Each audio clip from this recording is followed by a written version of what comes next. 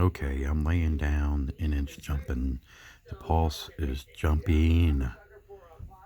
And when I stand up, it jumped from 69 to 88 to 90s. So it's been like real jumpy.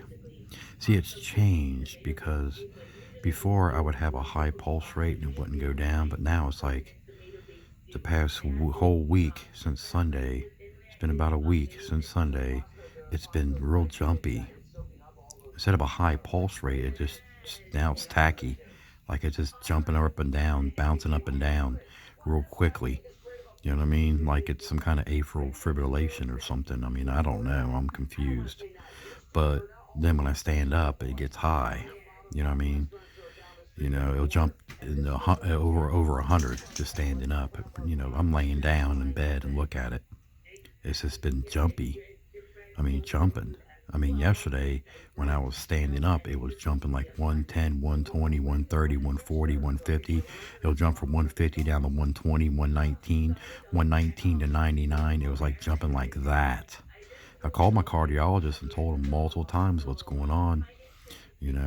I wore a heart monitor for 30 days and I returned that on the 2nd of this month, 2nd of April, 2021. They got the results back on it. They said that the average pulse rate was 84. The lowest the pulse rate got was 70, and the highest I got was 136. That's wearing that heart monitor for 30 days, 24/7. I took it off a few times when I took a shower and put it back on. Can't use that thing in the showers. I took everything off, even the wires. And they gave me the sticky things. They gave me about 3 packs of those. So I had like 60 of those because they wore off after a couple of days. I had to replace the sticky things back on your chest. And, so yes, I wore it for 30 days straight, returned it. I had to mail it back in on the 2nd of April this month, April 2nd. So it took them a few days. It took them a week to get it back because the mail system's so slow. They put it in a prepaid envelope, and I put the box in a envelope and sent it back. But it took them, I think, 7 or 8 days to get it back. That's how bad the postal service is. Even though the package says 3-day delivery, it was more like 10-day delivery. They got it in 10 days, I think. So yeah, it's just been jumping around. You know what I mean? You can see it here. It's just jumping. Now if I stand up, it gets a lot worse. You know what I mean? It'll just jump up to 120, 130. And from 130, it'll go down to 110. And 110 will jump down to 80, then 90, 99. It's just like jumping around. Cardiologist thinks they don't... the cardiologist nurse thinks these pulse meters are inaccurate. I have no idea. But when it gets high, I can feel it. So I know this thing works. I just got this last week. This thing is only a week old, and I put new batteries in it. It's got new batteries and Energizer batteries and alkaline batteries. So, I got 3 pulse meters. When I put them all on, they all show you something different because they actually run different. This one has a flashing red light in it that picks up pulses quicker. The other ones have a steady light in it, so there's like a delay signal on your pulse reading, like the hospital. When they put that thing on your finger, it's a steady light. If it was flashing, it would pick up your pulse rate, and if your pulse rate's tacky, it would pick it up on their monitor better. That's why it jumps around like that, because the light flashes inside. It's like flash, flash, flash, flash. And the other ones have a steady light. Like I said, it's like a slower reading, a delayed signal. So these right here with the steady light inside actually picks up the tacky, the bouncing around numbers up and down, up and down, up and down, if you know what I mean. So that's how it is. If I stand up, it gets real jumpy. Like I said, 120, 130, 140, 150, and it'll jump down from 150 to 120, 119, down to 99, then down to 70, and just like jumping all over the place. And my cardiologist seen it. I brought my pulse meters there, and he's like, "Things it's jumping all over the place, isn't it?" I said, "Yeah, it's jumping all over the place." But they give me metoprolol 25 milligrams twice a day. Take it at 11 a.m., 11 p.m. twice a day. Before they had me on propranolol 60 milligrams, and they changed it to 90 or 80 milligrams extended release, but they made my blood pressure low. Because it does, and beta blockers does help your blood pressure if you got high blood pressure, but if you got normal blood pressure or elevated, it makes it lower. You know what I mean? Low blood pressure. So you got to watch it taking all that stuff like that. You got to monitor your blood pressure. I take it every few hours. It's been running like 110 over 65, 112 over 60. The lowest I seen it get was 56 over the bottom number. So it's been fine. But if I take a stronger dose of beta blocker, the blood pressure gets lower. You know, nurse comes to my house once a month. They was coming here once a week to check up on me. So, you know what I mean? But after going to the hospital, 7 times in 8 weeks, they swore up and down it was anxiety on this, but it wasn't. You know what I mean? Even in the ambulance, they had their machines on me. It was the pulse rate was bouncing real high, real low. They looked at it and said, "You got anxiety or something? Is it anxiety?"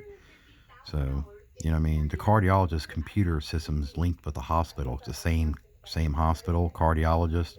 Apparently, they can't read right because it said on their inappropriate sinus tachycardia. You know what I mean? So apparently they can't read because on the paperwork, discharge paperwork, all 7 times in 8 weeks, they put on there was seen for anxiety issues. Every single time, anxiety, anxiety. I said, it's not anxiety. Read the computer. It's crazy. I'm telling you. A lot of people are having the same problem. One lady said she was going to the hospital for 3 years with the same issue, racing heart rate, and they kept on saying anxiety, anxiety, anxiety, anxiety. That just tells you the doctors have no clue. Even my nurse don't know what sinus tachycardia or inappropriate sinus tachycardia is, and she's like almost a doctor and don't know what it is. So a lot of these doctors don't even know what it is. You know what I mean? So they say anxiety because they don't know. They don't know, they only know what it is. So they blame it all on anxiety. So it's kind of crazy. You know what I mean? The beta blockers do have nasty side effects. I get ringing in the ears real bad. They call it tinnitus or tendinitis.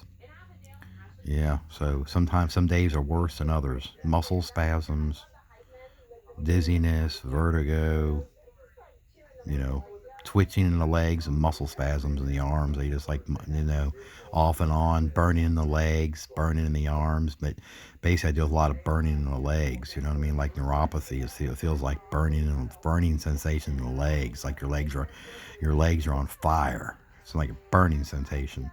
It's crazy. The beta blockers have 2 pages of side effects, but that's not all of them. If you want the full side effects, you would have to call the FDA and they would tell you all the side effects because the printout you get at the pharmacy is not all the side effects. That's just the side effects during the trial period of that medication.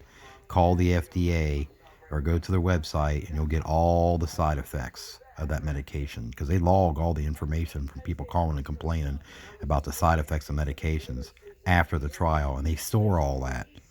Okay, they log all of it. You know what I mean? But if you look at these numbers here, it's just like jumping around. You know what I mean? And when I stand up, automatically it just shoots over 100. Automatically. Boom! Regardless. You know what I mean? It's been crazy. Some nights my pulse has been in the 50s and 40s and 60s with this machine right here. But like I said, cardiologist nurse, she don't like these machines. She thinks they're inaccurate. So I don't know. I think they are accurate. You know what I mean? That's how I caught mine. If I hadn't had these machines here, I never would have caught my situation that was going on because I kept on getting real dizzy standing up. And my heart was racing. I'm like, okay. Then one time I was laying down and my heart was racing real bad. Or I called the ambulance. They got up to 180, 190 in the ambulance. They swore up and down, it's anxiety, anxiety. So I'm tired of hearing that. Even the nurse that came here, she had in her computer, it was anxiety, not inappropriate sinus tachycardia. I told the hospital, so see what this anxiety got started? You get everybody confused now. Everybody's all mixed up. They think I'm wearing a heart monitor for anxiety. It's just crazy. I'm telling you, it's unbelievable. It's crazy. This is an everyday thing for the past 5 months for me. First time I went to the hospital, I came in with a very high pulse rate back in October. I think it was Halloween. And I think it was 160 and would not go down. And the doctor in the emergency room says, well, we can't treat it. You'll see a cardiologist here in about 11 days. You're going to have to wait it out. So I'm going to have to wait in bed for 11 days. He goes, yeah, we can't treat it here. We can't do nothing for you. I'm going to let the cardiologist treat it. So I begged the doctor for something to get this pulse rate down. Eventually she called me in metoprolol, 25 milligrams. And that helped. It didn't go in the 160s. It actually went down to 130s. So it did help. But, you know what I mean? I don't like taking any kind of strong medicine because in beta blockers, you take it too strong, your blood pressure will go down real low. makes things, situation worse, you know what I mean?